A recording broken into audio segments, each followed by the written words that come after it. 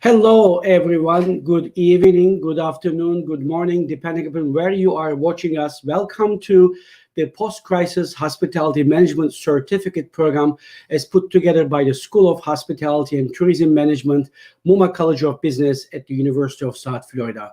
My name is Professor Cihan Çobanoğlu. I'm the director of M3 Center, also a McKibben Endowed Chair Professor.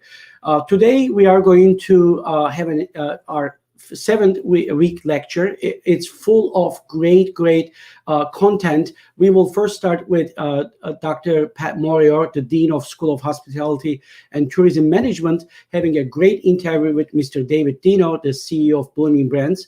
And then our 7th-week lecture will be conducted by Dean Pat Moreo. And then after that, Dean Moyes de Maya will join us for the graduation ceremony, as this is the last of our certificate program, last lecture of our certificate program. Then we have a surprise for you. Without further ado, I would like to invite Dr. Pat Moreo. Thank you, Dr. Cihan. Wonderful. And I would like to welcome David Deno to our presentation. This is really quite a feat to be able to get the head of Bloomin Brands to be on here tonight. And even though he's only right next door up the road in Tampa, nevertheless, with COVID, it's not that easy. He's got a lot going on, and David, we appreciate it. I just want to say a few words about you, David, before we start.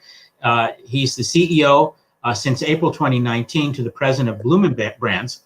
But before that, he was with Bloomin Brands as Chief Financial and Administrative Officer from 2012 to 2019. He was with Best Buy for several years, and he was president of Asia and the CFO for the international division. He was with Yum Brands as CFO, and he was with PepsiCo, particularly the Pizza Hut division, as CFO and division vice president. And he was with Burger King as well. So what and with other companies too, but what a great stellar background. Bloomin Brands is a huge company, although I think David runs it in a way that you would never know that in terms of how tight it is. It includes the brands of Outbacks, Carabbas, Bonefish Grill, Fleming's, 1,450 restaurants, 93,000 team members, 48 states, 21 countries. David was honored by the Global Finance for his 2020 crisis management. So David, welcome. And so you know what the first question is going to be, David. Crisis management. This thing happened in March. We've been in it 9 months now. What did you first do? And then how have you made it through the last 9 months? Well,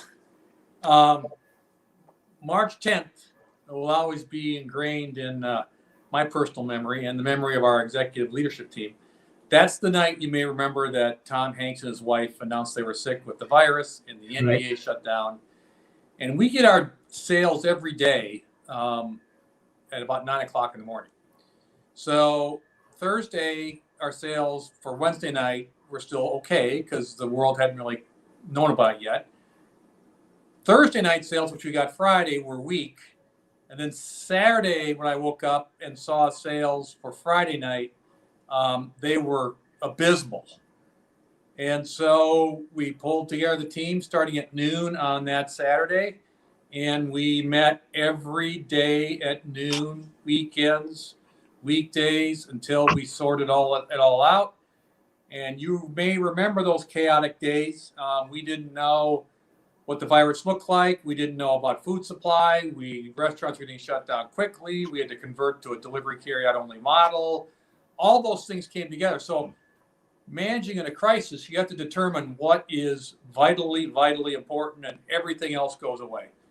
Number one, we were going to take care of our customers and serve the food to them in a format that was safe. And two, we were going to take care of our people. And we did both of those things very, very well, starting in March and coming through to today. Okay. Of course, in preparing for this interview with you, I saw that there were some specific things you did over those first days and weeks in terms of communication with the brands and in terms of steps you took. What were some of those things? Well, I think the most important thing was what I just talked about, which is one, we're going to take care of our customers and take care of our people, and everything else was cast aside. Then I had to, along with our leadership team, it's not just about me, believe me. Our leadership team, we had to give a sense of hope in a very, very, very difficult time. And so we spent a lot of time thinking about how we were going to do that. And then we started forming communication networks with our government and other people in the restaurant industry to understand what was going on and what they were going to do about it. So that was important. Then we had to reach out to our partners, our suppliers, everything. Were they going to be okay? Were their food distribution outlets going to be fine? How are we prepared for in case there's an emergency? A lot of contingency planning. But I would say the main communication to a group of 92,000 people is the top two things we worked on and giving people a sense of hope. And that's what we tried to do. Was there any difference in the way that you had to deal with company-operated and owned restaurants versus those that were franchised? No, we're about 80% company-owned, so we don't have that many franchise restaurants, and we have some really great partners. And we were really, lockstep with them on what we were both doing. Okay. By the way, I noticed that you had Tender Shack here opening, and I wondered, were you planning on that before the pandemic hit, or was that an outgrowth of the pandemic? Well, I think let me tie it into a broader point, if you don't mind, and then we'll please talk about Tender Shack. I think one of the things that I've learned from this crisis is trends that were happening, right? Digital, off-premise, convenience, they were happening. It's just when you have a crisis like this, the time gets condensed from here to here, right? Right. Even here. And so we had considered doing what we call a virtual brand. Now, Tender Shack is a virtual brand that is advertised and accessed by the customer on DoorDash, which is our partner. And our existing restaurants fulfill the product to the customers. So we were considering it, but when this came up, we just accelerated it. Okay. And tell us a little bit about Tender Shack. I mean, how does it work? It's pretty straightforward. It is 4 or 5 products. The best chickens, tenders you'll ever have, number one, it's quality. 2, great fries. 3, drink. 4, a cookie. That's it. And it's done with existing products we already serve in our restaurants. It's done with the existing equipment that already exists in our restaurants. So we have very little incremental labor, no additional food cost, no capital investment. And so we can take it and go national with it whenever we're ready. But have you yet? Mm-mm.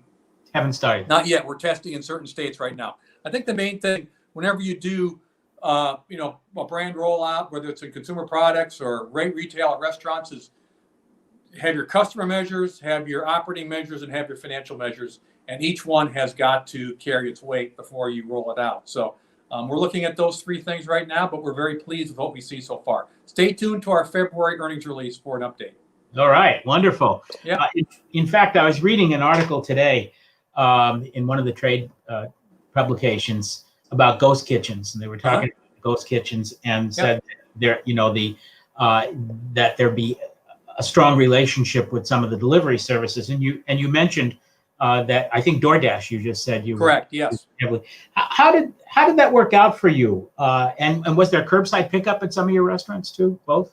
Well, we have, before all this started, we had a very strong delivery business. So we have our own network that we have the drivers and do everything. We have third-party providers like DoorDash and Uber Eats. And then we have carryout, which we've had for 15, 20 years. Okay. And all those we're in place and performing very well. Naturally, in an environment like this, they explode. I mean, it just boom. Everybody's getting carried out food, they're getting delivered, etc. So it was a very, very big part of our business that got even bigger. Tender Shack is delivered only. You can't pick it up, but it's delivered only to your home. Oh, is that right? Okay. Yes. And are they in special containers to stay hot? Oh yeah, it's a long time ago. You got to keep that food hot, and the beautiful thing is, it travels very well, and people really enjoy it. And we have a lot of great sauces to go with it, so it's really kind of fun. And great price point too. So I think the product is really terrific. Fresh cut, fresh chicken, lightly breaded. It's wonderful. So I would assume from the way you're speaking, and obviously with the research you're doing and have done, that this product will continue on beyond the end of the pandemic. Some would say. Some would say. We don't know. I haven't gone public with it yet, so I can't unfortunately tell this group of people. But It's in test, and we like what we see. Okay. All right. Good. Just a comment. No problem. Well, when this unfolded, and you've talked to us about communications and things you had to do immediately to keep people motivated and to sort of allay some of their fears. But I guess the other question that comes up with such a variety of brands, so not just ownership structure, franchise, non-franchise, company, store, and you said 80% were company restaurant, right? But brands. Did that present the possibility of a chaotic situation in terms of trying to manage each of those brands within the context of the pandemic? Yeah. So one of the things that I learned working in a multi-divisional environment is the stuff that the customer doesn't see is managed centrally. So even though you have these 4 brands, the stuff that the customer doesn't see, supply chain, real estate development, information technology, those kind of things are done centrally in one spot. So that's consistent. So how we procure our supplies, how we did our information, et cetera, was all consistent. Each brand has its own marketing group and operations group. But having said that, we have one person in charge of operations to make sure our operations procedures are consistent across our brands. So you may be going to a Bonefish for seafood, or Carabba's for Italian, or Outback for steak, but what you're seeing underneath it is a set of operating principles that are the core of our company and our culture. That was crucial. I can't begin to tell you how crucial that was. So we could talk in the same language about what we're doing as a company, even though we had different brands. And who executes those operating principles? Is there a person that's across the company that works with all the brands, or is there one for each brand trying to put forward the common operating principles? So Greg Scarlett is our Chief Operating Officer, and he handles all the operating elements of our company. And then brand presidents and their operate. So each brand will have a president. They'll work about marketing and operations and the things that are unique to that brand. And then that person will have a head of operations underneath them that has all of our field leadership. And so you've got the strength of Greg and what he's been with our company 25 years, the strength of Greg and his operating procedures. And then in each brand, we have some of the unique attributes that make those brands unique. So we have, I think, really the best of both worlds. Now, the other thing we have is we have staff leaders, leaders that know their stuff in a very deep way. In fact, our controller, by the way, is a good University of South Florida graduate, Phil Pace. So he will take care of all of our financial matters. We'll have an IT person taking care of that, a person in Michael Healy taking care of supply chain. Those things are done by one person, one time. And they coordinate with each other, obviously. Oh, absolutely. I mean, we're a big company, but we're really not that big. I mean, there's just a few of us that run the company. We meet every Monday now, and also Thursday if need be, and just talk about matters that we're staying on top of. So we can move quickly, but it's a group of 10 or 15 people that we can just get together and talk. Yeah.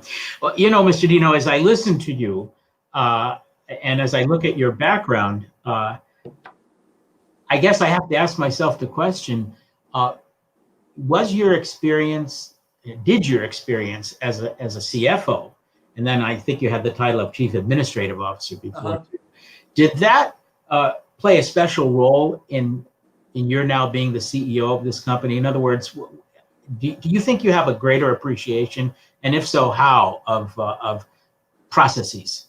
Yeah, well, I certainly helped, but a secret that is in my background that really isn't well known is I have been a longtime restaurant operator as well. So I've run restaurants, and I've also been a general manager around the world. So I've done business in Asia, I've done business in Europe.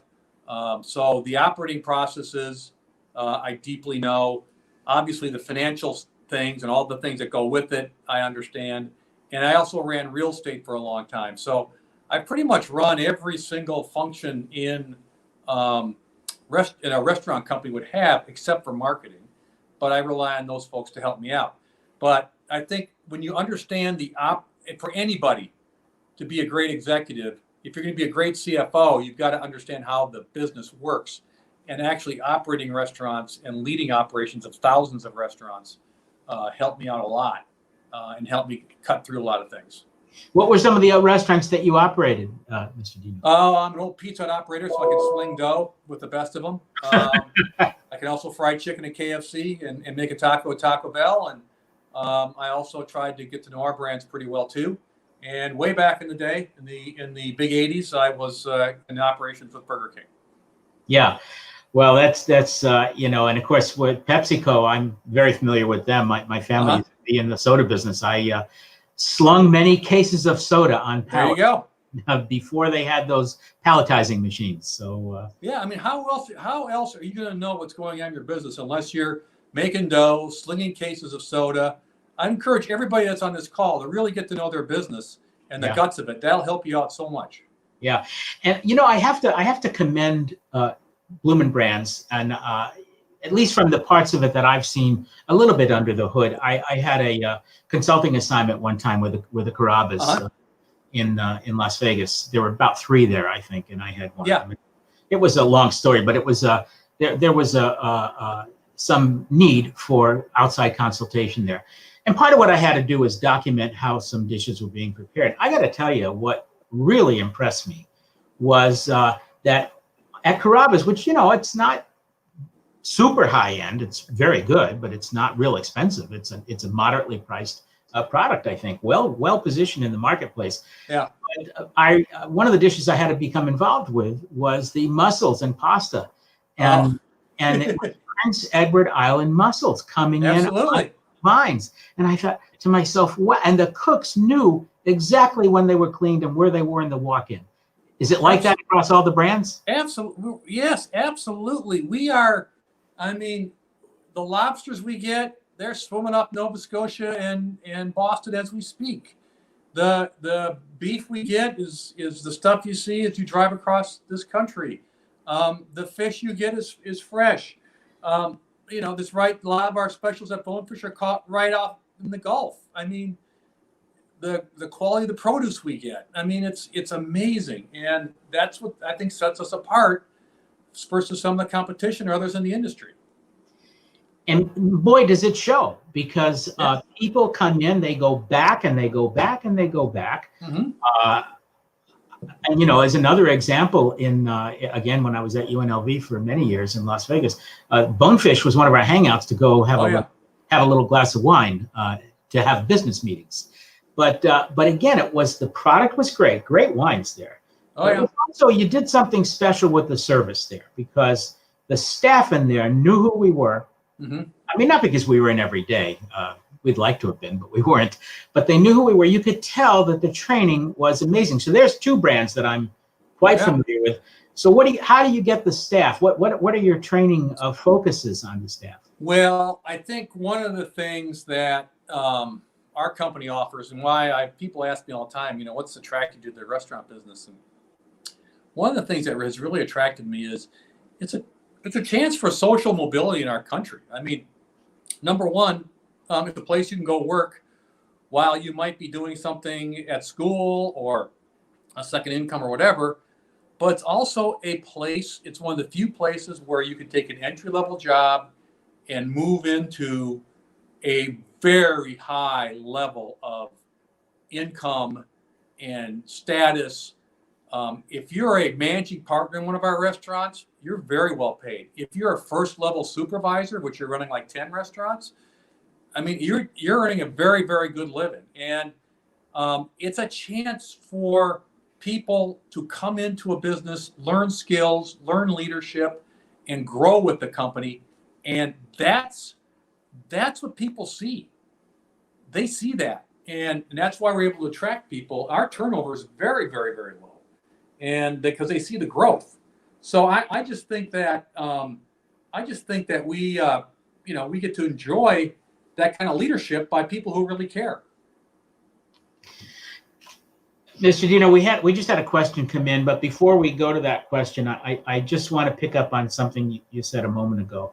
Two things. One, you talked about opportunities, and obviously that's why we're here with the School of Hospitality and Tourism. Absolutely. And we're going to be hopefully calling on you after the pandemic is over to be sure that we can be as connected to you as we can be in having our students find opportunity with Bloomin Brands. And you've been close to us now for several years, so that's all good, and we hope that continues and even gets hotter. The question that came in, and we're gonna morph to this in a second, but since she asked it now, the vaccines started coming in today. Yes. Or getting administered today. They were delivered yesterday, and they're starting to administer them today. The question is, what is your prediction about the comeback after the vaccine? Is the vaccine going to affect the comeback? Jihan, flash that question one more time on the screen. I just want to be sure about the industry's comeback after the first vaccine is given, which already happened. We just had, one of the things about communications is you've got to keep in touch with your people. And we just had an all-employee virtual meeting, much like this one, with our people that work at our headquarters. And first of all, let me say to Pfizer and other companies that made the vaccine happen, what a remarkable achievement. I mean, it's just amazing to see what they've done. And so my hat's off to them. Look, this is one man's opinion. I am extremely bullish about the spring and summer. I'm old enough to see America come back from some very difficult things. I am very, very, very optimistic about what's going to happen. We are in, though, for a tough 2 or 3 months. So what I'm trying to communicate to our organization is we will get through this together. We will support you. We'll show empathy. At the same time, know that we have a vaccine and a light at the end of the tunnel, and we can go forward. So I am extremely optimistic to see what's going to happen here. And Mr. Deno, we have a follow-up question on the vaccines, though. One of the listeners is asking if you're going to require staff to take it. Yeah, that was discussed in our executive team meeting today, and more to follow. We'll be working with industry experts on that and working with the government to decide what the best profile is. But it's too early to say from our standpoint exactly how we're going to handle it, because it's a pretty complicated matter. I know I'll be getting one, and I know I have great belief in what's going to happen to it in our country, but we have to decide the profile we're going to take as a company. That's a little too early to announce anything yet. And just so you and our listeners know, you have a hard stop at 5 o'clock, and we know that 5 local time. And but I do have 2 more quick questions for you. Yes. So you mentioned international, and I think I said earlier you're in 21 countries. Correct. Around the world. Did you see much of a difference in the way, either the reaction that you got in the restaurants in those other companies, or how you had to handle those other countries' operations? Well, we have company operations in Brazil, so we know that we know the most about that, and franchise partners around the world. So let me briefly talk about that. Brazil was almost exactly like the U.S., about a month late. So when it happened here, it happened a month later in Brazil. And the same kind of caseload and things that they were dealing with. And they're about the same spot that we are as far as restrictions and things. So it was very similar.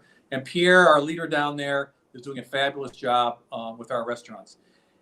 We have franchise operations in the Middle East and Asia. Let me talk mainly about Asia. Asia, as you all know, happened sooner, but it ended faster. And we're now seeing the economies in Asia pick up greatly. And we're very happy with what we see over there. They've done a nice job. And the last question that I have for you, and probably the hardest one to answer, sure, is what if you had to put a 20,000 foot view, and it's hard to do because we're still in this. Yeah. What have you learned? What have you as a CEO and you as a manager and you as a leader learned about how we need, what changes or what do we need to do post crisis? What can we do? What have we learned from this? What should we do differently from what we were doing before, if anything? Are you talking about we as a country and society? No, as an industry, the restaurant industry. Oh, restaurant industry. Two things. One, I think we need to demand our leadership be better prepared for the next time, right? Right. And who knows? I'm not throwing stones at this because it was unbelievably difficult. And I saw SARS in Asia 15 years ago. Yeah. Lived through that. But let's learn from this and let's be ready, and be all over this the next time it comes, whenever that is. Hopefully it's not for decades, but whenever that is. Number one. Number two, I think the hospitality industry needs a more concerted and stronger voice with its government leaders. And I would strongly encourage, and we try and punch above our weight in that, and we want to do the right thing. I'm not suggesting, but our voice needs to be heard. We employ 92,000 people. Okay, that's big. And we just got to have our voice, our thoughts, organized in a proper way and working with our governments and our various leaders. That needs to be improved. And is, for example, the National Restaurant Association one vehicle that we should be absolutely pouring more resources in to do that? Absolutely. Because that's a major role for the NRA, I guess, isn't it? Yes, and we have people on the board, and our people work very closely with them, and no, absolutely is. Yeah. In fact, one of our guests tonight, coming up shortly here, is going to be Dick Rivera, who used to be president of the NRA. Sure. Yeah. Sure. Well, David Deno, I want to thank you for doing this. I know how busy you are. And I just want to end this by not giving you a chance to say no to another invitation later in the spring, just to speak to one of our classes. We have a special speaker series where we'd have a little more time for them to ask you questions. No, I have a history of going on college campuses, and I'm happy to do it to share some of my learnings. And I look forward to doing that in person here this spring. Me too. Thank you, David Deno. Thanks for being here. Okay. Thank you. Right. Bye-bye. Yeah. Gian, it's all yours. Thank you, Dr. Pat. What a great interview. And we are really fortunate to have Mr. David Deno to be with us. And also knowing that they are just in our backyard in Tampa, their headquarters, also makes it great as we now offer our hospitality degree in our University of South Florida Tampa campus. Now, I would like to reintroduce you Dean Pat Moreo. He is the Dean of School of Hospitality and Tourism Management in the Muma College of Business at the University of South Florida.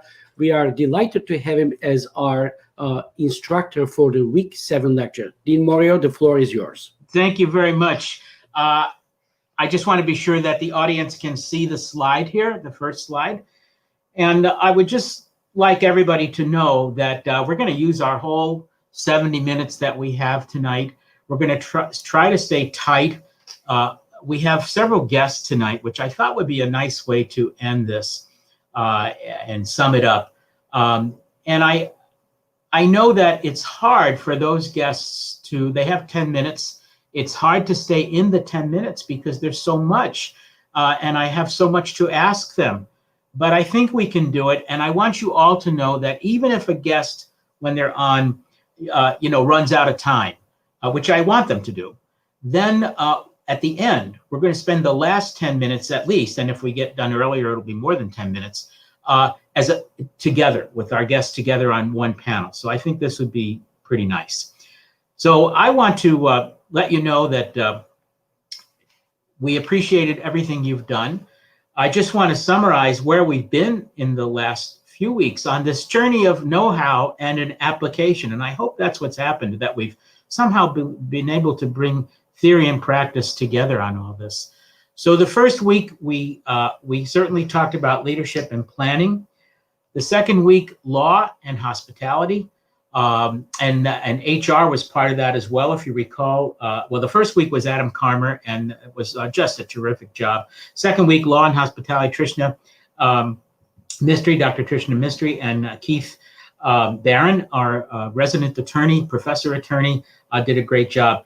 The next one was consumer behavior and marketing, particularly use of analytics, which is a stronghold of the Muma College of Business. It's one of the strengths that we hope to even learn more about as we continue to integrate into the Muma College of Business. And that was Dr. Faizan Ali who did that. It was just terrific. And then our own Dr. Jihan Chobanoglu, technology. And wow, what an eye opener on how we can use technology and the role that technology needs to work for us. Food and beverage operations and management, we had Dr. Joe Askren and Mr. Gary Colpitz. They interviewed two restaurateurs that we had on, who are actually local, but two very different restaurants, and they're leaders in the Sarasota and Manatee communities. And then last week we had finance, accounting, and entrepreneurship, and again we had a terrific presentation on finance and accounting, managerial accounting in particular, which is critical to knowing how to get money and capitalize. And entrepreneurship, Adam again used a case study to talk about that. And then tonight we're summing it up, and it's hospitality operations and management. Hopefully we see this in some kind of a context. I mean, that's the whole idea. And even though we don't have a lot of time, we're hoping that that's what we can do. So I would like to go next then to our Dean, Moaz Limayam. And just so you know, we're a School of Hospitality and Tourism Management in the Muma College of Business. We joined the Muma College of Business, and thank God because the university consolidated from 3 campuses into 1 on July 1st. I call it a merger. They don't like that term. It's a consolidation. It's okay. And Dean Moaz Limayam invited us, when this was first announced almost 2 years ago, to join the Muma College of Business. And are we glad we did? We have learned so much, and we felt so welcome in the Muma College of Business. We think that we have a lot we're going to learn, and we hope we have a lot to share as well with the Muma College. So Dean Limayam is the dean of the whole shooting match. He's got 5 schools under him. We're one of them. And he has a saying, and we've heard it a lot in the last 9 months. The saying is, don't let a crisis go to waste. Moaz, talk to us about not letting a crisis go to waste. First of all, thank you so much, Dean Moreo, for inviting me. It's what a pleasure and what an honor to be talking with you this evening, this morning, this afternoon, depending on where our listeners are. But this is the end of a really wonderful journey that lasted 7 weeks, and I personally enjoyed every session, and I really hope that our participants from 102 countries also enjoyed as much as I have. And thank you so much, Pat, for you and the team for putting together a truly world-class certificate, so much needed given the challenges that the industry of hospitality and tourism is experiences. So to answer your question, you've probably heard it many times, Pat. Yes, We really should not. And what a shame if we let, especially a crisis like this COVID-19 pandemic go to waste. And what I really mean by that is we have learned so much during this crisis. We have learned about how to be agile and resilient. We learn what does it mean to really move on a very short notice to remote work, and in our case, even remote instructions and also remote or e-learning. So a lot of learning that should not go to waste. And you probably also heard me say many times, Pat, is that after we this pandemic is over, and hopefully it is, and everybody agrees now that we are seeing the light at the end of the tunnel, and it's not an incoming train. That I strongly believe that they will be winners and losers. Unfortunately, my predictions is that there will be more losers than winners. And then the question becomes, what will separate the winners from the losers? I think the number one thing that will separate them is exactly what you asked me about, is the winners would have learned the lesson. As Mr. Deno was explaining, I hope when this next time a crisis like this happen, we will be ready and we will be agile and resilient. So that's the number one. I also really believe if any company, university, organizations, government agency, if after this pandemic is over, they're still offering the same product and services to the same customer base, using the same delivery format, using the same processes, those will be, unfortunately, the losers, because they have not learned their lessons, because they have not leveraged on the learning that we gained during this crisis. So my advice to all our wonderful participants from more than 100 countries is, this is the time. This is really the time to innovate. This is the time to ask the questions. Let's rethink the way we do business.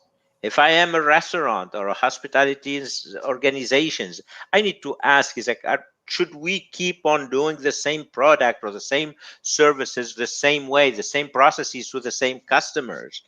Because the impact will be long and lasting, as I'm sure we know. And if you want to be among the winners, please rethink the way you do business, leverage on the learning that you acquired during this horrible pandemic.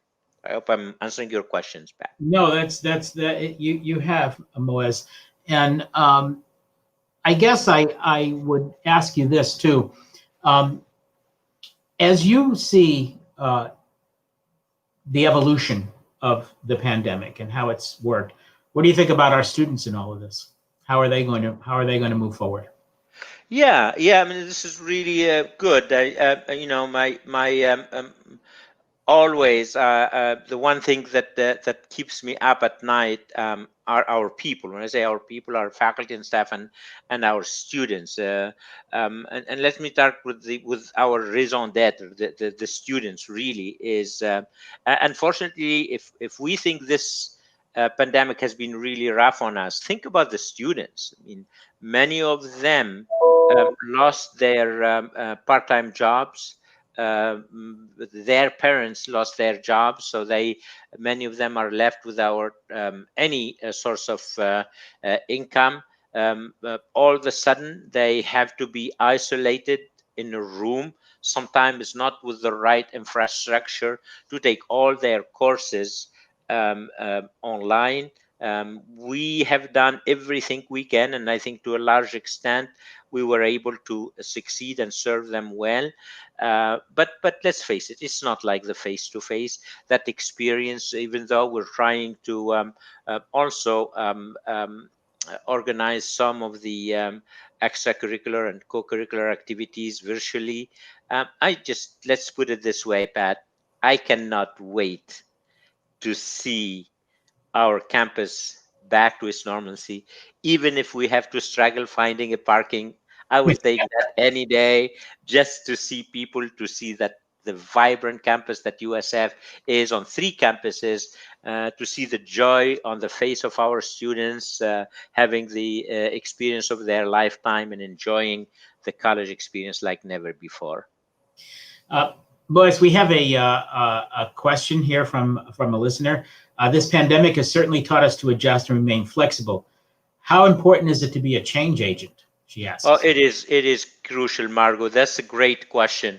It is so important. If there is one thing that is certain in our era, especially with the pandemic, is change. That's the only thing that is certain. The constant change is something that we have to live for. I think, unfortunately, I agree with Mr. Dave Deno that this is probably will not be the last crisis we're going to see. We're going to have more crises. So it is so important. And again, going back to my view, is that they will be winners and losers. And one of the things that differentiate the winners from the losers actually is the extent to which they are willing to change. And we don't change for the sake of changing, right, Pat? We change because we want to improve. So the extent to which we're always listening to our customers, the extent to which we're always finding ways we streamline and improve our business processes, change in a way we train our people so they serve our customer better. So absolutely, this is the time for change, and it is here to stay. And I think we just saw another question just fly by. It was a comment saying they like focused optimism, Moaz, and it's great. Good, thank you. That's who I am. Yes. And I can tell you all, we meet together at least a few times a week, and this is the way he is most of the time. He's really great, unless he's worried about the budget. No caffeine. Did not drink caffeine today. The budget's the only thing that makes him crazy sometimes.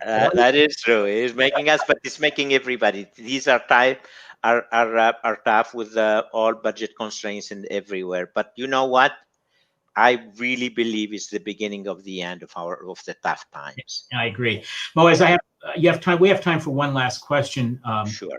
And if anybody from the audience has one, that's great. But my last question to you is: you have an international perspective on things. I mean, you're trilingual. You've worked in many different places, even in the middle of the U.S. And what have you learned for yourself or observed on the international evolution of this pandemic as compared to us in the U.S., or are there no differences? It's really amazing.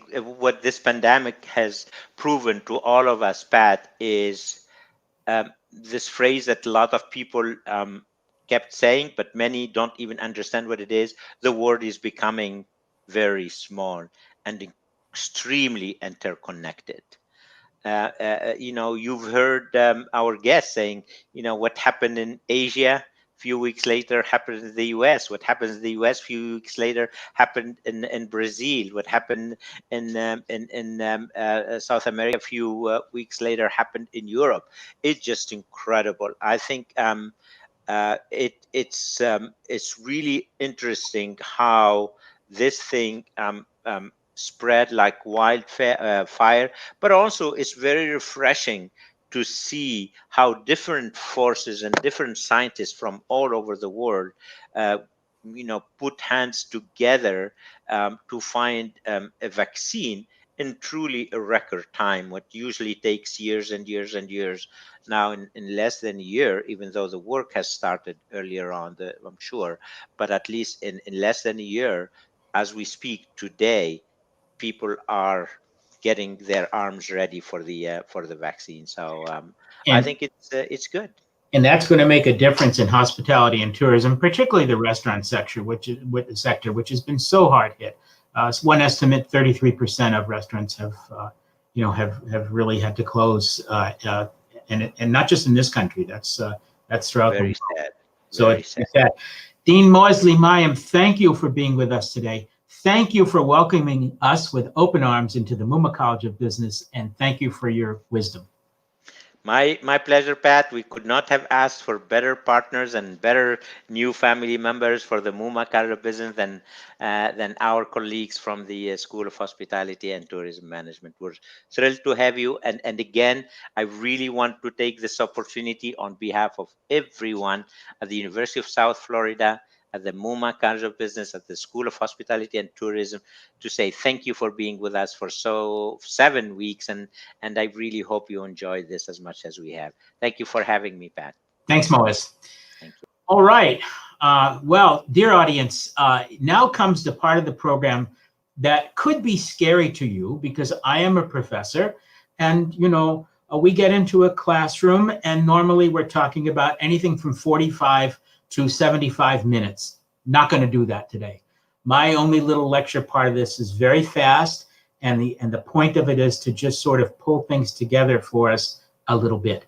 By the way, I just want to let you all know before we look at these next few slides that I am trying to encompass everybody. So for my hotel friends, I have my certified hotel administrator pin on. So I've run hotels and done all that. And from my restaurant and food service friends, I have my knife and fork on and run food services as well. So I try to understand all of it as we go through this. And I think what you'll see in the next few slides is really applicable to all of us.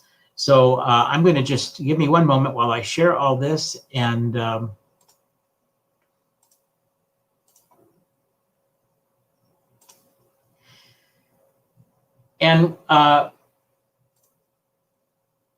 so this is what we saw a second ago. It's supposed to come from the last slide.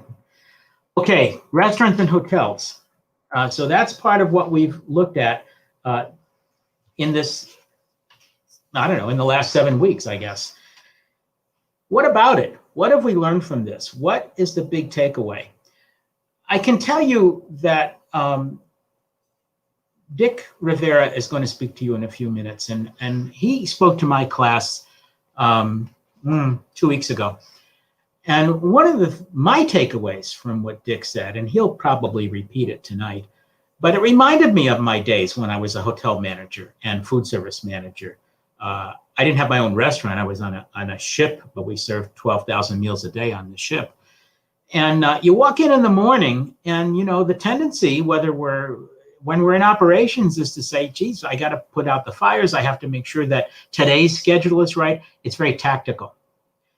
But we also need to be able to step back, and Dick's probably going to talk more about this tonight, but I'm going to give you a little tool to be able to do it, to be able to step back and say, how can I see the whole picture of what's going on? And you've all heard of Henri Fayot. Some of you have, some of you haven't, doesn't matter. He's 100-year-old, well, he's dead, but he fashioned this 14 principles of management and 5 functions of management. I call them principles here because I think it sounds better. But so he's got these principles of management: planning, organizing, directing, motivating, leading. They're kind of all one category. Controlling and evaluating. Now, my suggestion to you is the way to think of this is you say, well, Pat, come on, I'm in here. I have to got food that's got to get out. Our rooms have to get cleaned. Reservations coming in. People I have to hire. People quit. All those things. Marketing campaigns. Got it. But once in a while, you have to step back and say, where are we in the big picture? And you need to take that time, whether it's you take 10, 15 minutes a day, whether you take an hour a week, whatever it is. I still do this in running the hospitality school here. And our functional areas are different, but it's the same idea. So what we need to do is say, okay, this is for a restaurant. So we have to order food. We have to cook it and produce it. We have to serve it. We have to make sure that people are coming in. We have to do marketing. You can do the same thing in a hotel, a front office, housekeeping, accounting and finance, reservations, you name it. There's several, depends on the size of the hotel. There's a lot of functions, or sometimes they are actually separate departments. What's really important is to ask in each of these areas. So let's take the restaurant, let's take production, let's take cooking, okay, and kitchen operations, culinary. How do we plan for that? How do we plan menus? How do we plan scheduling? And the question is, who plans it? What do they plan? When do they plan it? Why do they plan it? How are they plan it? Now, you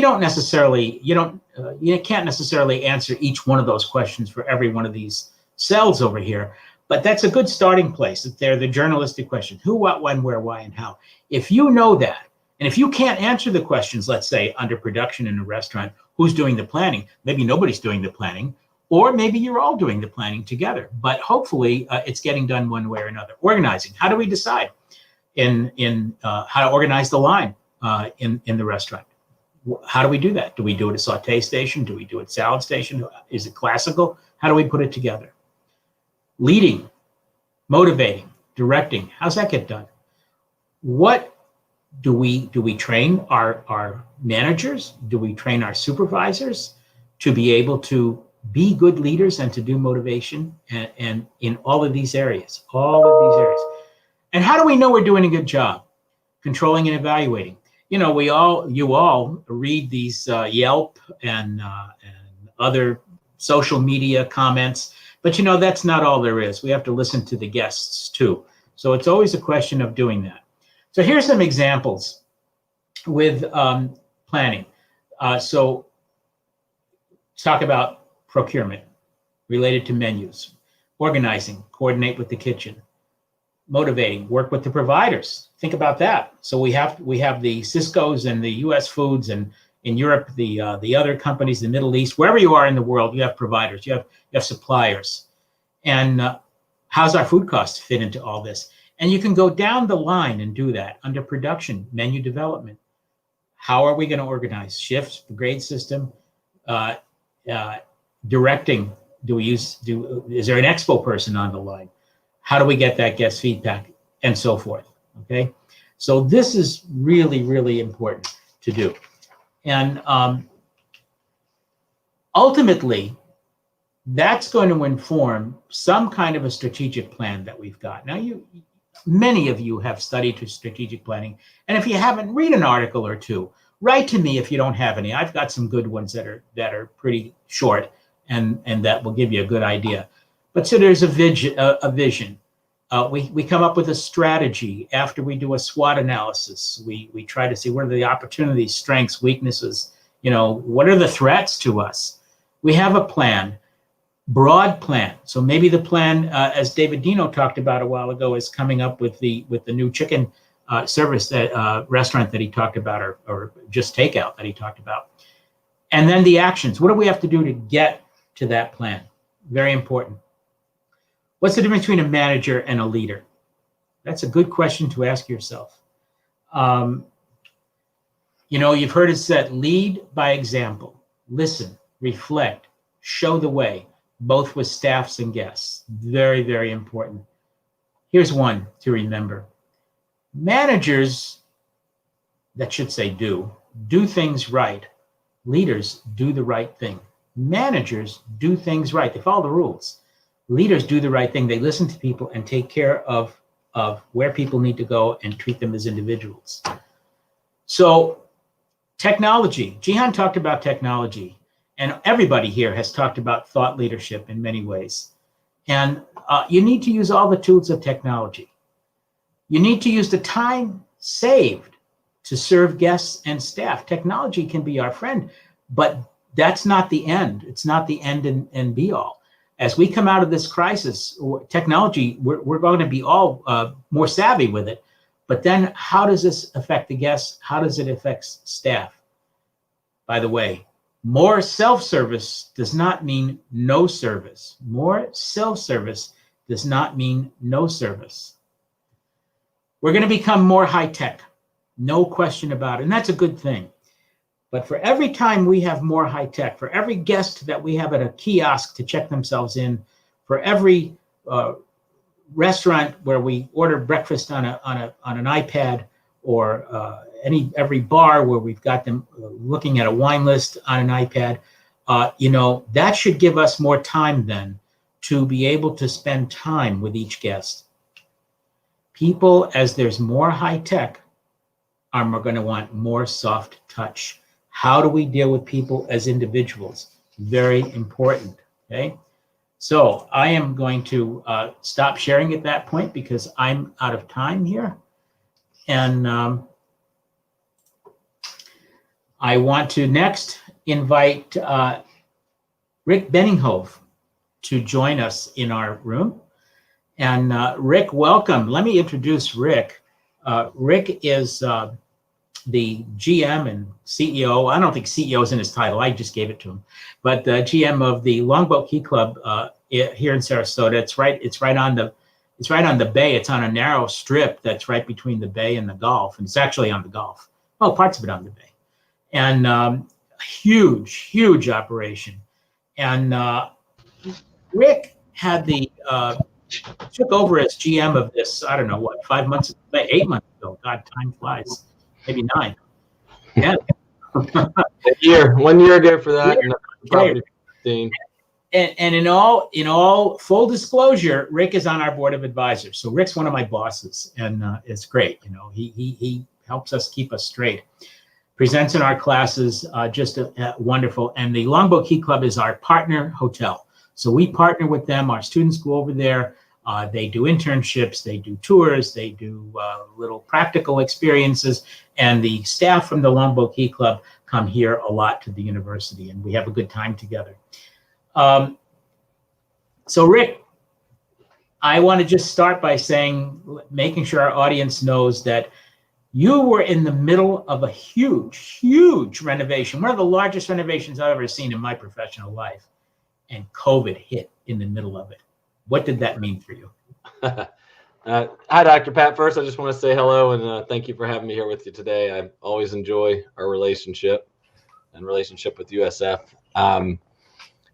It was a pretty amazing thing. We were in a $50 million renovation where we completely redid the private road coming into the resort over the last 2 years as part of phase 1.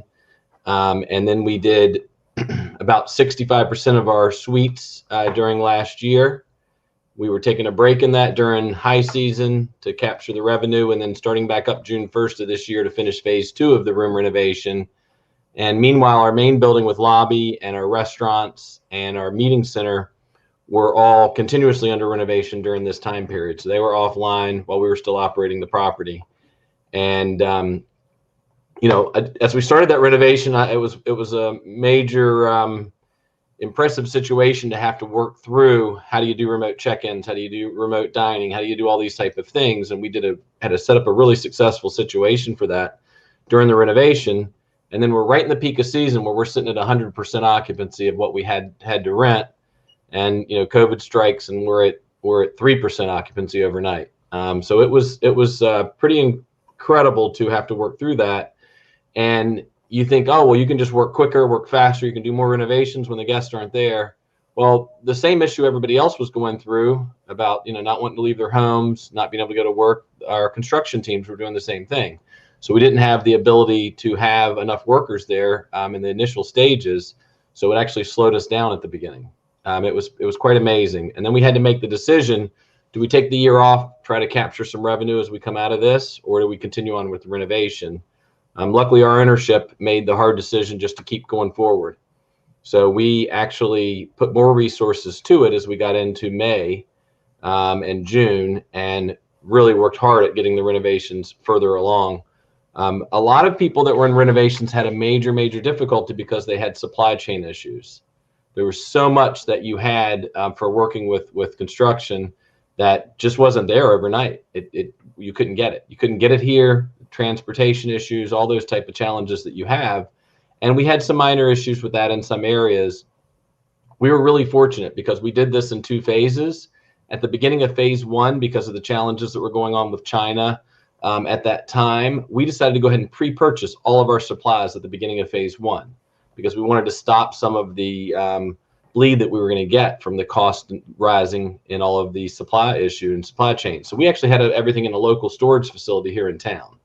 So we were one of the few that got very, very lucky. That wasn't planned because of the pandemic. But I can say in the future, that might be something to plan on when you're doing construction and other types of things to make sure that your supply chain issue, you're not 100% counting on it because it can dry up overnight. So we were really lucky in that aspect. That kept us going, and several other things along those lines. So now we are within about 10 days of being absolutely 100% complete with our renovations. So we feel like we're in a really good position coming out of it. Our goal was to have it be ready for the 2021 season, and we're there. So all we need now is that as everything hopefully continues to get better, we'll have a really strong season coming up, and we'll be able to come out of this renovation in a really, really good position. So planning, I mean, you've just illustrated how important that is. It's really amazing, Rick. So having gone through all this now, not just the how the crisis impacted your renovation, but just in general in operations too. What major lessons do you take from this and for your continued planning as we move forward? Sure. As far as in the hospitality segment and hotel segment, I think we all have to recognize. I've been in hospitality my whole life, so for 30 plus years, I've been working in hotels and worked in a lot of different types of hotels. And I've seen in different places, different management react and act differently. Biggest thing is don't get complacent, be ready for change. You have to change. You have to be ready to change quickly. The businesses that survived, and specifically, I think the hotels and restaurants that survived, were the ones that when this first came to light and became a big issue, they immediately reacted. They didn't wait. They didn't try to hold on. They immediately made some tough decisions. Maybe they shut down. Maybe they cut hours. They did some things before the government even came in and told them they had to. Those are the ones that survived. And so I think we really have to learn from that is don't be scared to make the big decisions. Make the big decisions early. Plan ahead. Think about, this would be a hard thing to really imagine before it happened. But there were people that had talked about it was a potential that could happen. So try to run all the scenarios of different issues, different things that can come up, and just be ready for it. And don't be scared to change. We made decisions on day 1. On day 2, we reversed some of those decisions. On day 3, we came up with new ideas. And now, many months later, we still go in and make adjustments because you have to do the right thing. We got to keep our guests safe. We got to keep our staff safe. We got to keep ourselves safe. But we also have to continue to work forward with our business and our business plan. We have that we owe to our ownership. And so you have to act quickly. You have to really be prepared for it. And I think that's one of the biggest lessons I took from this is that the businesses that, again, reacted quickly, they're the ones who are surviving at this point. In fact, I think, Rick, that's a theme. Well, I don't know if you have a theme from 2 interviews, but that's what we've heard in the last 2 weeks of interviews. It's certainly what we heard tonight from Dave Deno, and what we heard last week from Don Fox. Same idea. Gian, would you put that question up again? Of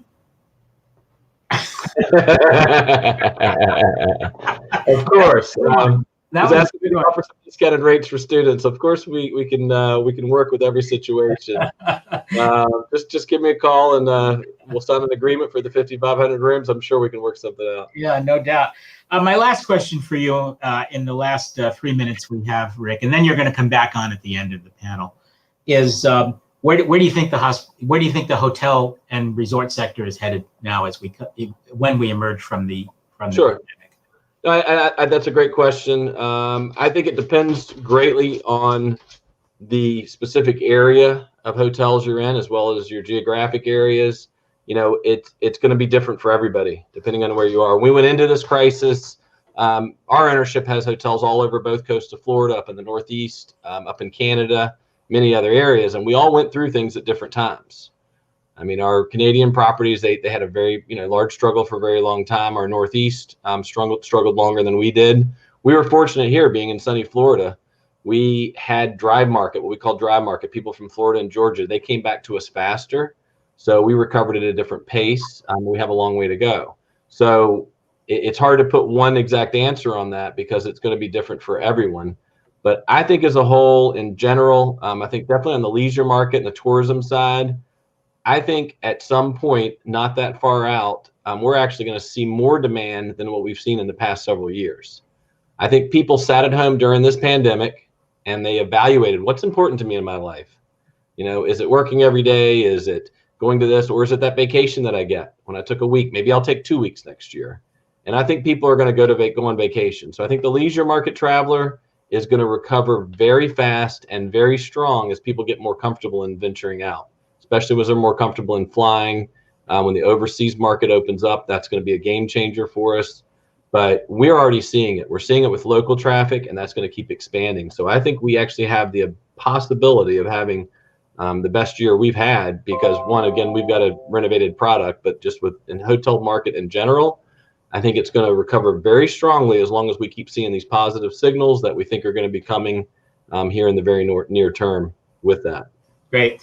And Jeff, I saw your question. We'll get to it when we get to the panel question, which was, what did you reach out to past guests? So we'll get to that when we get out to the panel. So Rick, if I could persuade you to stand by then till we get to the panel. I'll be more than happy to. And you can pour yourself a glass of wine now. It's okay.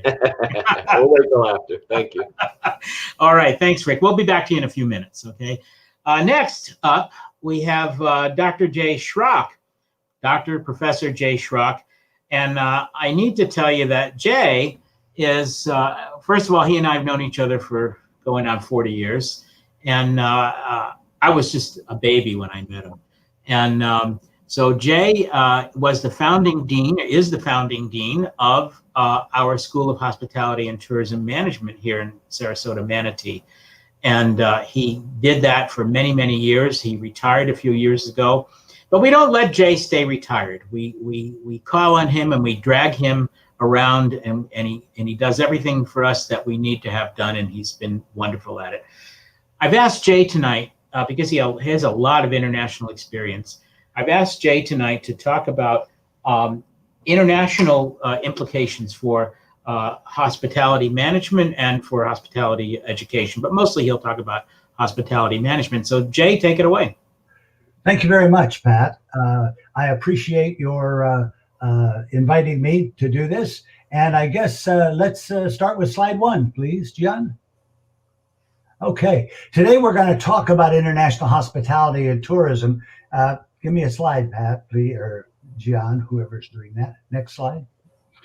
The $8 trillion tourism industry collapsed almost overnight.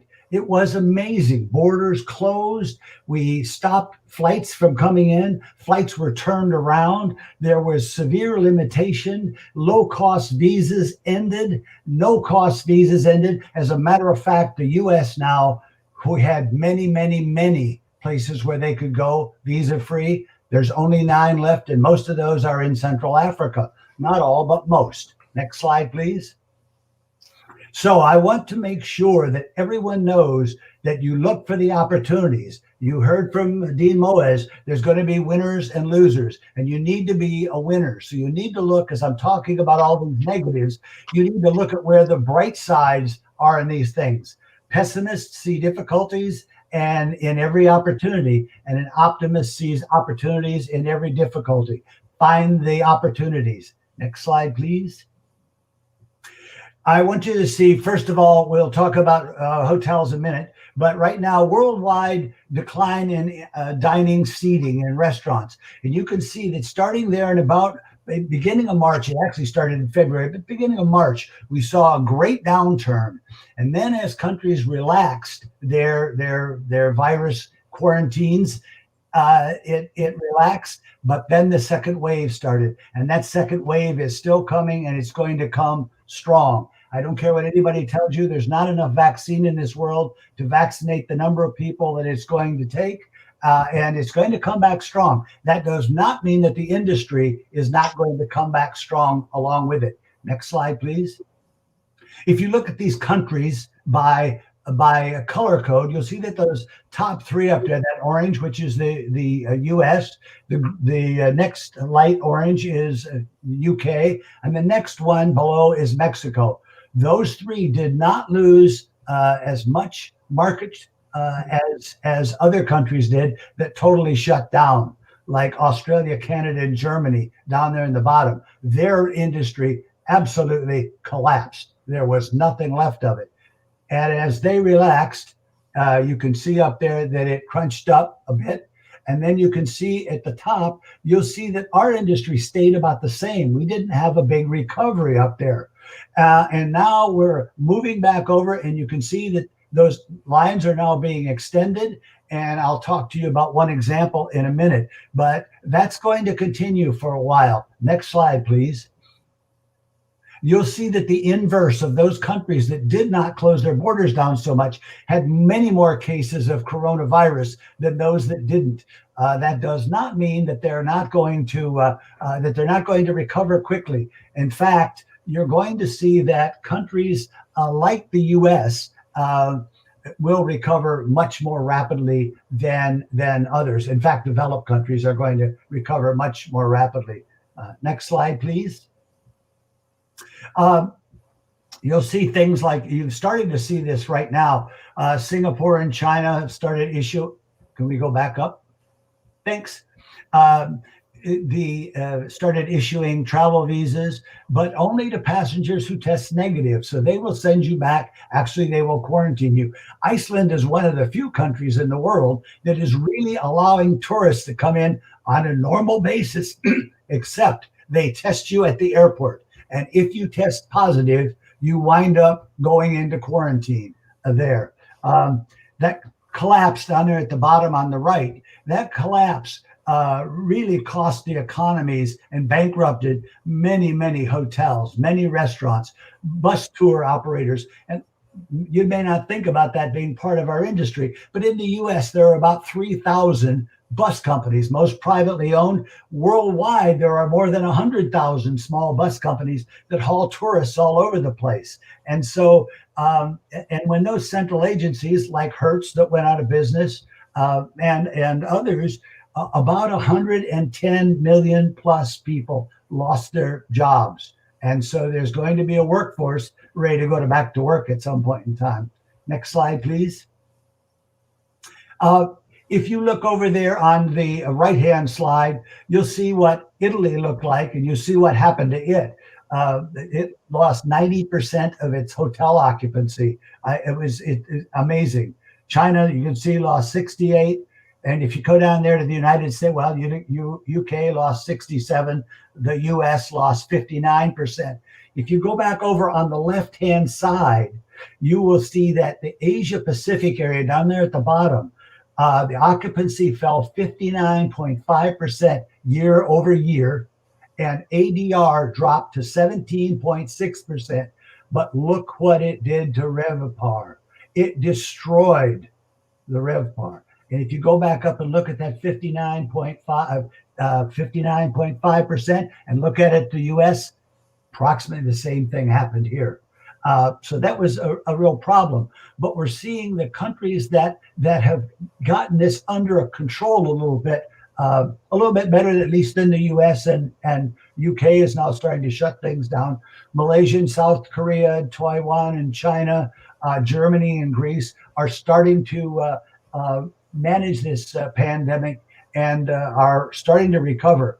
The countries that are in real trouble, and it's going to be a long, long, painful struggle, places like India, Indonesia, and you heard Mr. Deno talk about one of their places in Brazil. Brazil has many, many, many very large slums where people live in very close proximity to each other. That's going to be a very difficult recovery for them. Next slide, please. So how are things going to change for governments and individuals, our consumers? Governments are going to open and close borders more easily than they've ever done that before. If you look at what Hungary and Poland did, which are part of the EU, they shut their borders down during part of this pandemic, which is not something they could do. You even looked at states in the United States that were starting to test people and quarantine them as they moved across state lines. Now, of course, it's hard to do driving, but when they come in by air, it's quite easy. Visas are going to be more expensive, and they're going to be more intrusive into your health issues as you try and access visas to international countries. The entry lines are going to be much longer, and you're going to spend a lot more time talking with the customs agents and people like that about what you're doing, what you're traveling with, why are you coming, things like that. Some countries' movements are going to be limited. The next slide, please. Thank you. Consumers are starting to double down on sustainability, on everything to reduce their carbon footprint. And that means that the people offering services are going to wind up having to purchase offsets. People are becoming more concerned with the environment, and that's a worldwide piece. Diversified locations to avoid the crunch of mass tourism and focusing on other places to go. You're starting to see people in Prague, for example, or Venice is a classic example. Since the kind of shutdown in Italy, people that used to go out on the streets the way the Venetians used to and chat with each other and sit in the street and have coffee are really fed up with mass tourism. If you've been there lately, you realize you're in wall-to-wall people, and they probably are not going to let that happen. You're going to have to go to other locations. You can't be there all the time. High mileage travelers are going to think about their bucket lists and where they're going to go, and they're going to travel more often. I don't know what happened. Did I mess something up? Am I out of time? Jay, you can just wrap it up quickly, but then we're going to come back to you during the panel, and we can all right. do this conversation. Okay. Well, I was going to say they're going to do that. Travelers are going to demand more opportunity. When is it going to return to normal? It's not going to return to normal. It's much like after 9/11. It's going to be the new normal. And you folks out there listening are the people that are going to be able to make the change and great opportunities. Please go to the last slide. Next one. Yeah. Victory comes to those finding opportunities in problems. It's up to you out there to go and find those areas. Thank you very much for your time. Jay, could you please stand by then, and we're gonna come back to you for the panel, okay? You can have a glass of wine now if you want to. Oh, can I? Can I run up and get a glass of wine? Yeah, go ahead. All right. Thank you, Jihan, and thank you, Jay. Our last speaker, our last guest here is also not really a guest. Just in full disclosure, Dick Rivera is also on our board of advisors. So he's also one of my bosses. And Dick has just an amazing background. He is currently the CEO of Rubicon Enterprises. And they've got several restaurants, a couple here in Sarasota, and they have some in some other cities that he started late that I can't wait to get to, actually, because they sound so cool. And he's former CEO of TGI Friday and Darden Restaurants. Wow. And he also is was the president of the National Restaurant Association and served on the board of the National Restaurant Association. So Dick is somebody who is plugged in and gets it. And I have to tell you, we had him in a couple of weeks ago. Students were mesmerized, as was I, by him. And it takes a lot to mesmerize me, but it was just terrific. So Dick, welcome, and thank you for coming tonight. Nick, I think you're muted. You're muted. Yeah. There you go. You'd think after months of Zooming, I'd figure that out. Well, it's StreamYard, so it's different. I wanted to say thank you, and thanks for inviting me to be with you. I always enjoy listening to you, listening to the guests you have on, and it's already been, I think there've been some pretty insightful comments made and some good data on international travel, some of the things I thought about and some I had not. So I always learn a little bit when I have my encounters with you, and I appreciate it. Good, thanks, Dick.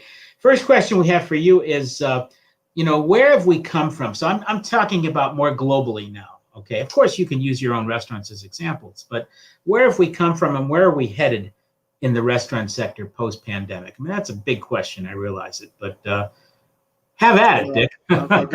I'll give you my best guess, because I think that's what most of us are doing right now. Informed guessing. I think obviously the world changed. You heard what Rick had to say. The restaurant industry faced the same kinds of issues, maybe even more severe than he did in his case, if that's possible. I've seen one estimate where over 100,000 restaurants have closed already, and there'll be more to follow. And so I think that's changed significantly what will be like when we come out of this. I mean, on the theme of looking for opportunities, there'll be fewer seats in the market. Restaurateurs are notorious for being optimistic and always overbuilding, putting more seats in the market, thinking they'll do well and somebody else might not. And I think this is going to help restore some balance. So if there's a silver lining at all, that might be part of it. The sad part is that a lot of people spend their lives and their savings, building businesses, and now they've had to go through this. And so I think it's going to be a very different sort of business. I think people have gotten used to doing more takeout, more off-premise consumption. As you are aware, I'm sure the QSR sectors have done really well. Many of them, most of them, I would say. And the full service sectors are the ones that have suffered the most. And in particular, casual dining, where we operate with Marlowe's and with Glasgow and Bricks. And so I think it's going to be a very different world. I think people are keener. A lot of the comments that were made about hospitality in terms of people demanding just generally cleaner, better facilities and more sanitation, better sanitation practices. I think that's going to remain. I think it was an astute comment to say that just as life changed for us after 9/11, it's going to change after the pandemic again. I think that there's a real focus on quality. I think people are really, they're eager to get out when they can. For instance, dining outside, if they feel that the environment is a safe one, and speaking specifically about restaurants now, and that restaurants are doing their part in terms of adhering to safety protocols and doing so with rigor. They're eager to get out, really, and I think that's going to continue. So I agree with the sentiments that have been expressed, that when as things continue to improve, and I think they will, even though the trends don't look good now, people, as they perceive that it's safer to go out there, are going to start wanting to get out and get out of their homes and get out and socialize a little bit. They'll want to do it safely. So I think there's going to be a bright future. I think it's another year away, to tell you the truth.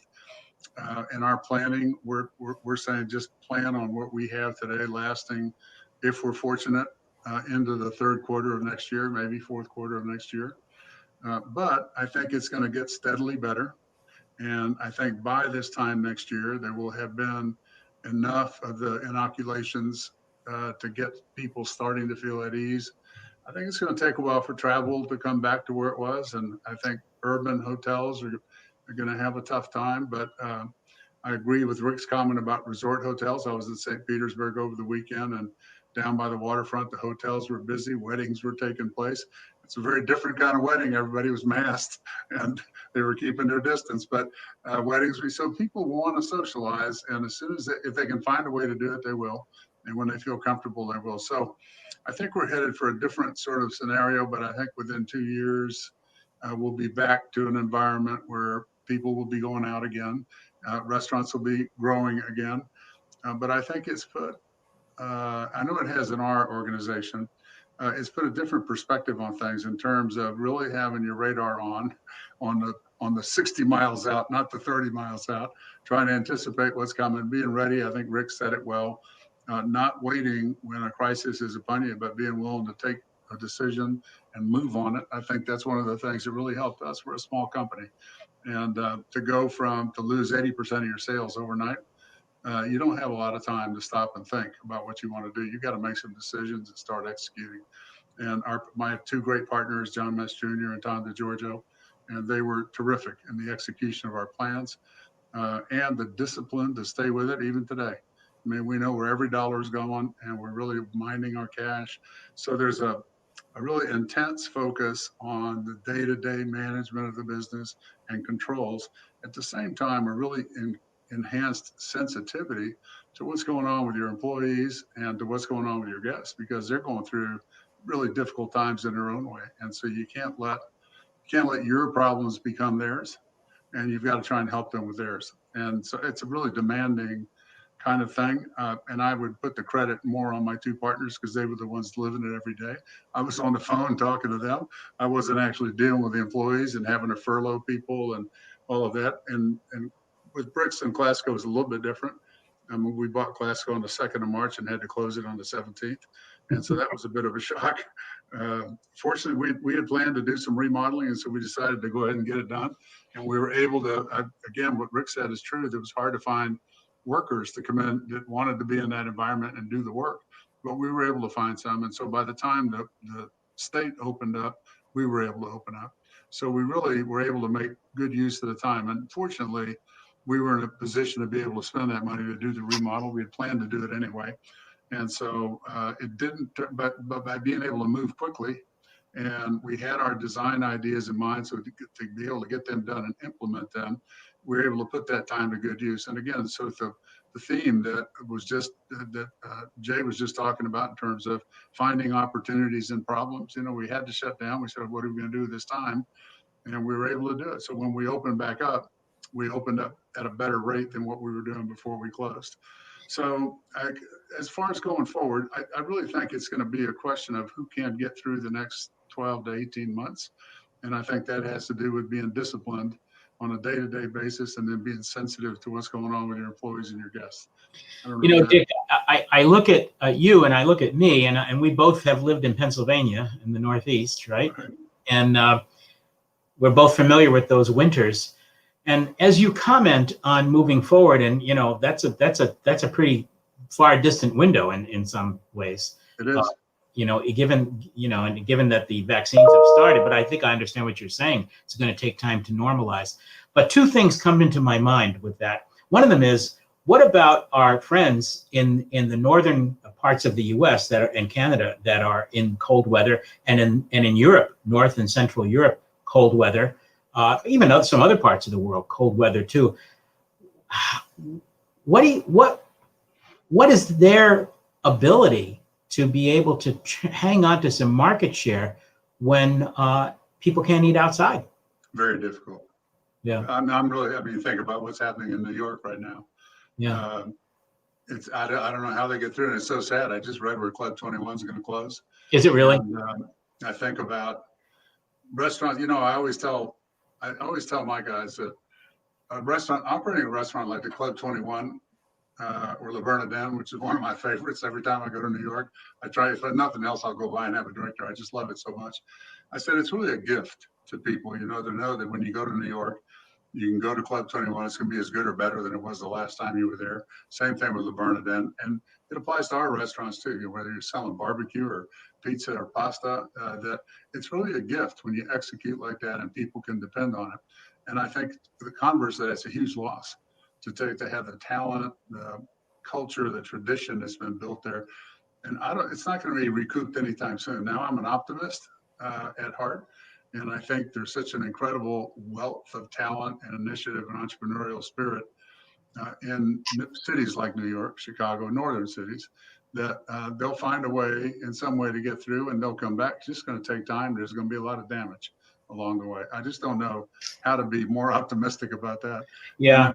I think we won't have our Canadian visitors this year in Florida. We won't have our European visitors, but I think we may get some more people from the north that want to come to a place where they can be outside and they can enjoy a little bit of a more normal life. Even if it's really what Rick was saying, even if it's for a week or two, they need to have that ability to come down and be someplace where they can feel safe.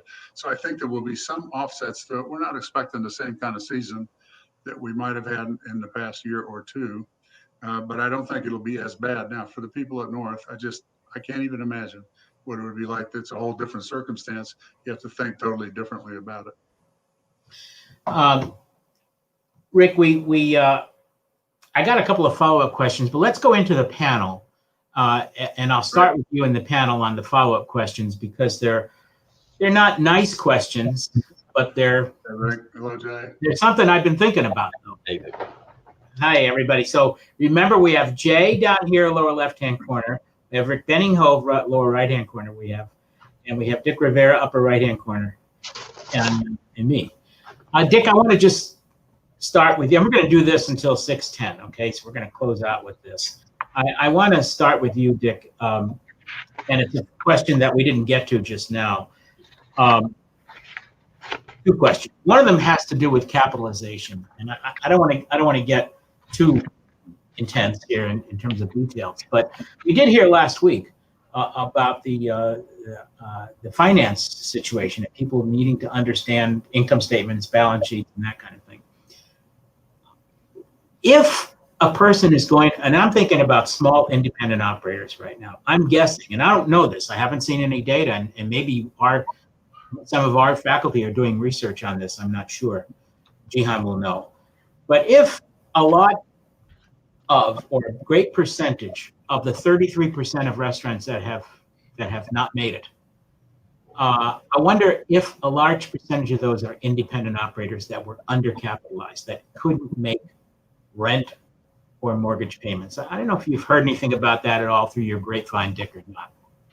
Well, it's anecdotal for sure. I don't have any data, but it also kind of makes sense. And I would just tell you from my personal experience, Marlowe's is a small company. I mean, our revenues were about 50 million last year. And so in terms of chain kinds of concepts, it's pretty small.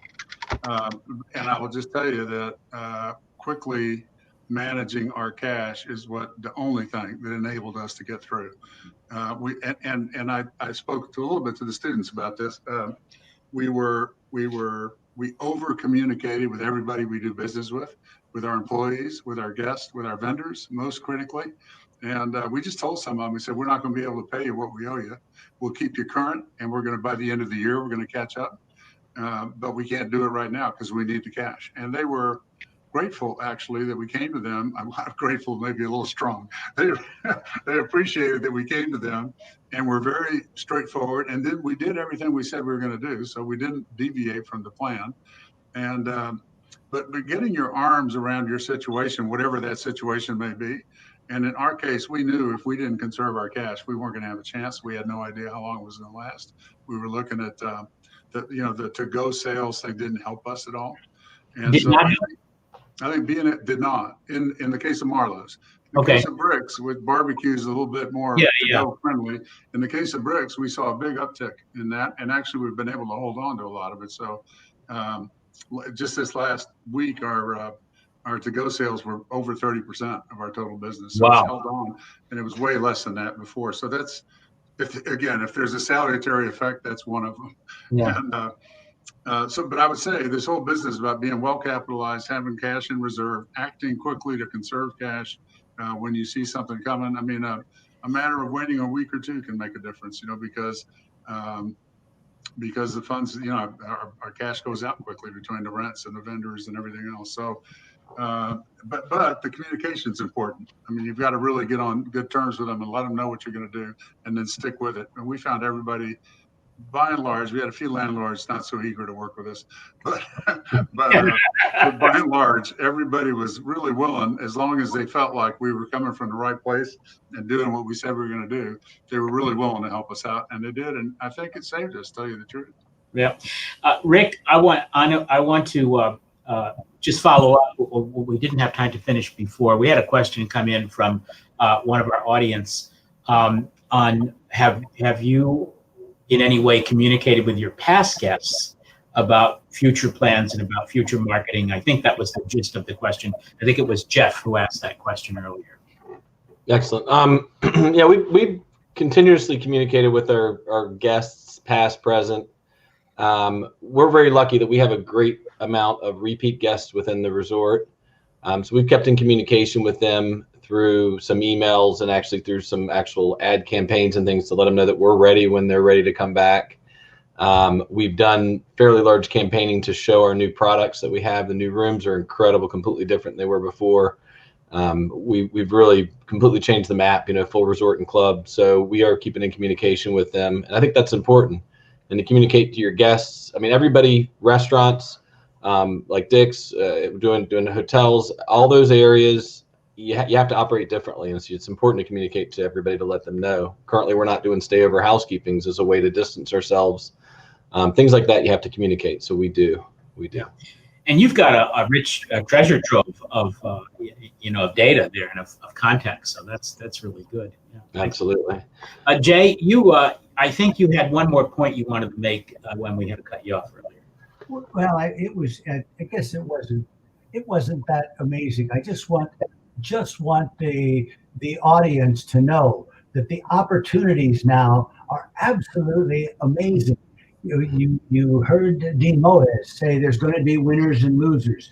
There's going to be a lot of losers, and they're talking about it. Undercapitalization, not having your materials where you want them, where you need them. And I was going to leave the audience with one question or one quick comment about something that happened during the pandemic. When we were all out running around looking for toilet paper, there were warehouses full of it that through a separate supply chain don't go. They go to the commercial market. They went to the university. It was closed. They went to the factories. They were closed. They went to the office buildings. They were closed. Everybody at home was trying to use their toilet paper, and there were warehouses of boxes with 82-ply rolls sitting in them. But the supply chains never were able to cross. So an opportunity. If you had a warehouse full of that, yeah. I mean, but it's an opportunity. Yeah.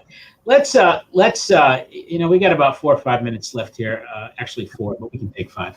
And I don't know if there will even be any comments on this, but one of the observations that I've had, because the point of this, one of the points of this endeavor we've had for 7 weeks to say, well, okay, what do we learn from all this and where are we heading? What do we need to do? And I guess as I reflect on it, and there have been wars for years, okay, and this certainly in the U.S. and the Western world, we've encountered wars. We had World War I. We had the pandemic, right? It really almost concurrent with World War I. It's right after World War I ended. People were fatigued, and that came the Spanish flu. We had a depression, a horrible depression in this country, and it spread to some other parts of the world too. We then had more wars, World War II and Korea, a couple of recessions. Then we had 9/11, which was in this country, in the US, which was a disaster. And then a big recession in 2008. Now I'm using US examples, and I realize we have an international audience, but I think we can make the case in other countries too. So the answer, the question I have is, okay, this isn't going to be the last disaster that we have. And it's not going to be the last crisis. How can we better prepare for ourselves? I think that's a great question. And I think, too, to turn it to your students. I mean, we've talked a lot about businesses and how we're going to react, but students and future employees, how are they going to be prepared for these? And I think this is an opportunity for, universities even such as yourself to add curriculum to help with that whole aspect that we've all missed to some degree in the past. Along those lines, I want to thank USFSM for our partnership that we've had. I think that it's been really tremendous in my life to be able to work with your students over there, working with Adam's class, especially being able to develop these students into lodging management and really, taking them to where they have to look at these fundamental things and look outside the box. And this is a situation where I think they have to look outside the box and say, okay, how are we going to be able to contribute later? Because we've all been through, like you said, 9/11 and other things. They have to be ready for the next pandemic that comes up or the next 9/11. And so, it's our responsibility as business leaders and educators as yourself to really prepare them. And I think that's the bigger question here is how are we going to really, put them on the map with that? Yeah. That's great that you mentioned that, Rick, because I've been talking to our faculty and students about that a little bit, and to our board members like you, that right. We need to have incorporated across the curriculum crisis management, or maybe even have a whole course on that. Certainly in hotels, we've known that for a long time, especially for fire drills and flooding and that kind of thing. Dick, any comment on that? Well, I think those are good pearls of wisdom. I think that I'm reminded of something I heard a long time ago. It says nothing is ever as bad as it seems, and things are never as good as they seem. And I think, I've been in the business, it'll be 50 years in 21. And I think this experience, you keep learning every year. This experience has sort of reinforced or reaffirmed for me that having a solid culture in your organization, having people that are truly engaged and committed to what you're doing and understand, enables you to move faster It enables you. Covey Sun wrote a book called The Speed of Trust.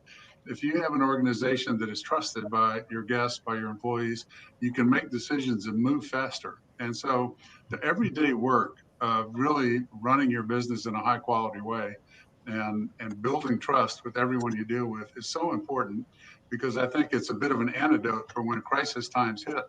You can ask more, you can do more, and you can do it faster. And so I think there's a curious combination of trying to anticipate what might be coming and thinking about how you deal with it, but really sticking to the knitting and making sure that you're doing your homework every day in terms of building strength and relationships with everyone you deal with. And so it's kind of a paradox in a way. You know, you have to have one foot firmly planted in the present, executing every day, and you have to have another foot that's taken a little bit further view, a 10,000 foot view of your financial situation. How long can I survive if something happens and business is really off? Of your, of just kind of the different things that can really affect you. So you have to live in kind of two worlds at once. Yeah, and that's how you closed with my students, our students, a few weeks ago, and I thought that was brilliant.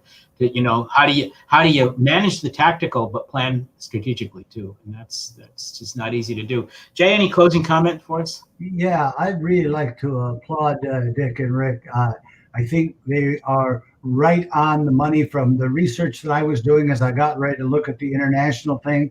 I think the timing is mid to late next year if we're going to recover. And I think Rick's comment about people returning, especially to high-end resorts, when I called the ones in France and I called my friends in Turkey and Boardroom, it's interesting in Boardroom at the really upscale Marriott properties, their ADR is up, their RevPAR is up, and they were doing booming business. And I think people are ready to get out. I think there's going to be a lot of domestic travel, a lot more domestic travel, and I think lots of people are ready to get out to a restaurant. I'm tired of carrying it home in a bag. So, gentlemen. Bless you. Great. And Dick, before I close this out, I just to both Dick and Rick.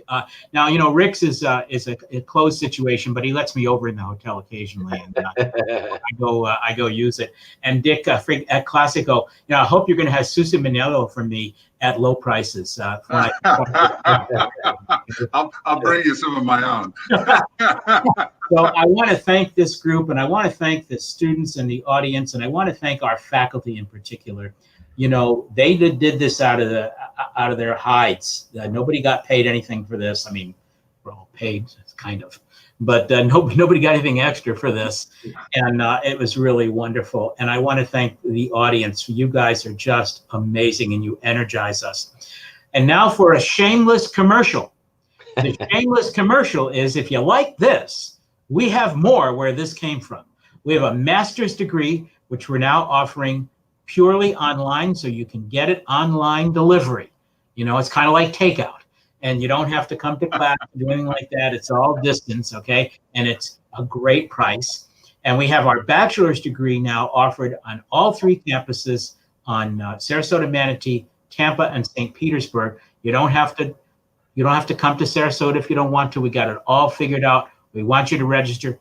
We want you to be an alumnus, but first you got to be a student. So I'm now going to, we're going to show Dr. Moaz Limayam, and he's going to do something special for you and give you a certificate. Thank you so much, Dean Moreo. And again, everyone, congratulations on behalf of all of us at the University of South Florida and the Muma College of Business. Congratulations. You did it. I hope this evening was the last of many Mondays. Your Mondays will never be the same. And I hope you enjoyed this certificate. You have a good appreciation of the incredible work that was done by our colleagues, to whom I am very, very grateful. And again, I know you had to come every Monday or watch this on your time and take the quizzes, and we are very proud of you. You did it. Now you are part of the University of South Florida and the Muma College of Business family. You will be alums and always hopefully stay engaged with us. We offer always a lifelong warranty on our certificates and degrees. So if at any point in time we can help you in any way, please reach out. And now this is the moment you've been waiting for, the moment of conferring the degrees. So by the authority vested on me by the University of South Florida and the Muma College of Business, I hereby confer the Post-Crisis Hospitality Management Certificate upon you. Congratulations and big applause to all of you. Again, thank you for being with us for all these weeks. I hope we met your expectations. If we have not, we're going to give you back all your money, guaranteed. But in all seriousness, it has been a pleasure being with you, and I hope our roads will cross again. I hope we can see you in our programs at the Muma College of Business or at our School of Hospitality and Tourism Management, but we cannot wait to see you progress in your careers and succeed and come back and stay engaged with that. Thank you very much. Congratulations again, and have a wonderful evening. And very happy holidays to all of you. Thank you. Thank you, Dean Limayam. And Dr. Jihan, I think we're going to close with you. Thank you, Dr. Pat. I appreciate it. Thanks also to Dean Limayam for this wonderful congratulatory notes. As we have told you that we have a small surprise for our participants today. And before I introduce our surprise, I would like to also start thanking several people who made it possible. First of all, our leader here is Dr. Pat Moreo, who's the Dean of School of Hospitality and Tourism Management at the University of South Florida. I would like to thank him for supporting us, for making this all available. And Dean Moez Limayam. He is the Dean of Muma College of Business. As you have seen, he not only just supported this certificate program, but he took his own time, despite all being very busy, very different things that he's involved with, but he showed his support even to this final day. Dr. Karen Holbrook, the Regional Chancellor, for the University of South Florida, Sarasota Manatee campus, we would like to thank her for her support for this certificate program. Dr. Faizan Ali, one of our professors, but also helped me in the backstage for this program. For those of you who may not know that we produce this entire certificate program in-house. So we are utilize our own staff. Dr. Gözde Tuktarhan, one of our visiting scholars, she also helped tremendously with all of the program details. Abraham Terra, one of our graduate students, actually master student, he also helped quite a bit. We would like to, of course, thank Miss Lori Briggs. She is the University of South Florida Muma College of Business Marketing Director. Unbelievable support for him as well. Mr. Sean Ahern from the University of South Florida Sarasota Manatee Marketing Office helped for this program. And of course, I would like to thank all faculty members in our program who took place in this program. And of course, the biggest thank goes to 5,600 plus, actually it's almost 6,000 now, participants from all around the world. And you know what makes us so happy is that on average, we have about 300 to 400 people attending this session live, which is unbelievable.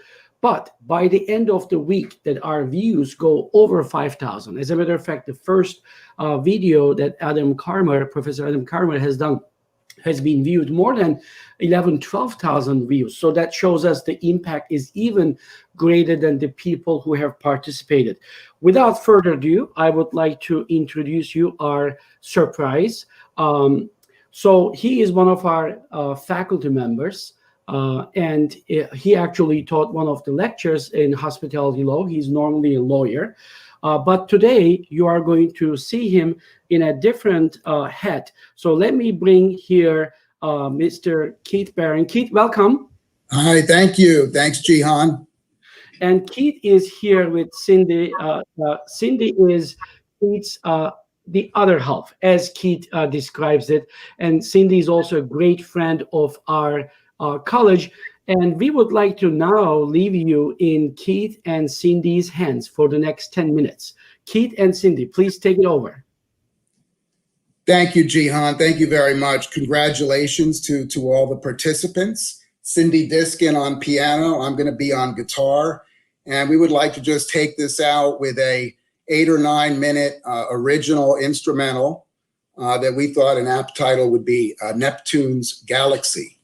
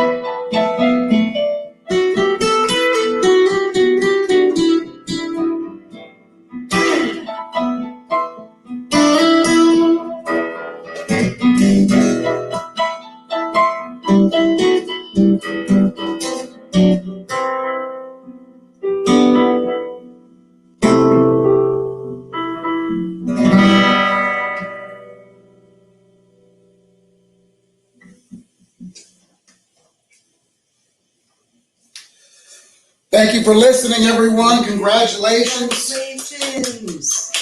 And I hope you liked that little journey. Thank you. Thank you. Thank you, Keith. This was excellent. And Cindy, we appreciate it so much. Dean Moreo, in final remarks, I would like to leave the word to you. And we are going to close, but I just want to tell, and I've been seeing, reading the comments, unbelievable. The amount of support that we receive for this program is amazing. That's what makes us keep going. And we are going to hopefully come back with different programs. As Dean Moreo have said, we would love to see you as part of our program, undergraduate program or master's program, fully online. Dean Moreo, please. Oh, thank you, Jihan. You know, I again, Jihan, I need to just recognize you. For the audience out there, this idea of doing this was Jihan's idea. And he came to the faculty, came to me and the faculty and said, listen, I'd like to do it. And he was inspired on it by something that the College of Business did a few months ago. And our whole faculty jumped on it, but Jihan made it happen,